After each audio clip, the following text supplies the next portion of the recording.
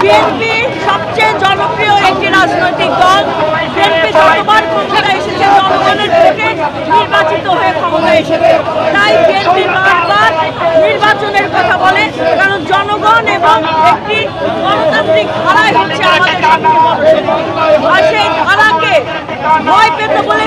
শেখ হাসিনা বিএনপির নেতাকর্মীর উপর 17 বছর ধরে দমন নিপীড়ন করেছে এবং খালেদা জিয়াকে 9 ফেব্রুয়ারি বর্তমান অন্তর্বর্তীকালীন সরকারের প্রধান উপদেষ্টা আন্দোলন এবং এই জুলাই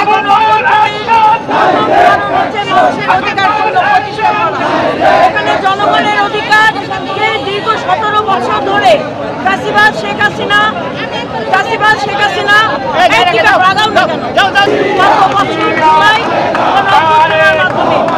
এই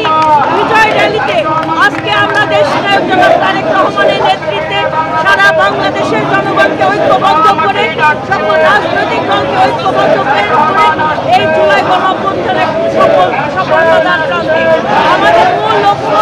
জনগণের ভোটের অধিকার নিশ্চিত করা এবং একটি অবাধ সুষ্ঠু নিরপেক্ষ নির্বাচন যেখানে জনগণ তার ভোট দিয়ে তার প্রতিনিধিদের মাধ্যমে জনগণের সরকার করতে হবে এবং জনগণের সরকারকে আগামী দিনে বাংলাদেশকে সংস্কার করে একটি বিনির্মাণ বাংলাদেশ গঠন হবে। ধর্ম পেশার মানুষ সকলের অধিকার এবং আইনের ডাইরেক্টলি বলা হচ্ছে সরকারি এনসিপিকে সরকারি দল বলা হচ্ছে এখন সেই সরকারি দল থাকা অবস্থায় কি আপনারা মনে করেন যে পিউ নির্বাচন হবে? দেখুন, শেখ হাসিনার পরিষ্ঠ ক্ষমতাকে ব্যবহার করে জনগণের গণতন্ত্রে আঘাত আনতে চায়, সেই ষড়যন্ত্র মোকাবেলা করার জন্য বাংলাদেশের জনগণ এবং আপনারা সকলেই জানেন কিছু দল বিভিন্ন ধরনের বিভ্রান্তিকর কথাবার্তা আচার আচরণের মাধ্যমে এই জাতীয় নির্বাচনের পরিবেশ নষ্ট করার জন্য নস্যাৎ করার জন্য পায়তারাই আছে। তার সাথে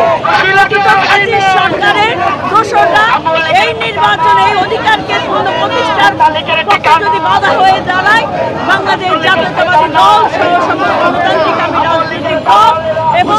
বাংলাদেশের জনগণ রাত ভাঙা জবাবের মাধ্যমে অধিকার পূর্ণ প্রতিষ্ঠা ফেব্রুয়ারির মধ্যে জনগণ তার অধিকার ফিরে পাবে। মুক্তিকামী জনতাকে নিয়ে আগামী দিন একটি সুন্দর বিনির্মাণ বাংলাদেশ আমরা গড়ে তুলব। আমি জানি না ওরা পিটার হাসের সাথে বৈঠক করছে নাকি কার সাথে বৈঠক করেছে, এটা আমার জানা নেই। ঠিক আছে, আমি এখানে কোনো মন্তব্য করতে চাই না, কারণ সবচেয়ে গুরুত্বপূর্ণ ইস্যু হচ্ছে বাংলাদেশের জনগণের ভোটের অধিকার আগামী দিনে নিশ্চিত করা। এটাই আমাদের জন্য সবচেয়ে বড় চ্যালেঞ্জ এবং এই চ্যালেঞ্জ অ্যাকসেপ্ট করে দেশকে আগামী দিনে যাতে আমরা এগিয়ে নিয়ে যাবো, আলোর পথে এগিয়ে নিয়ে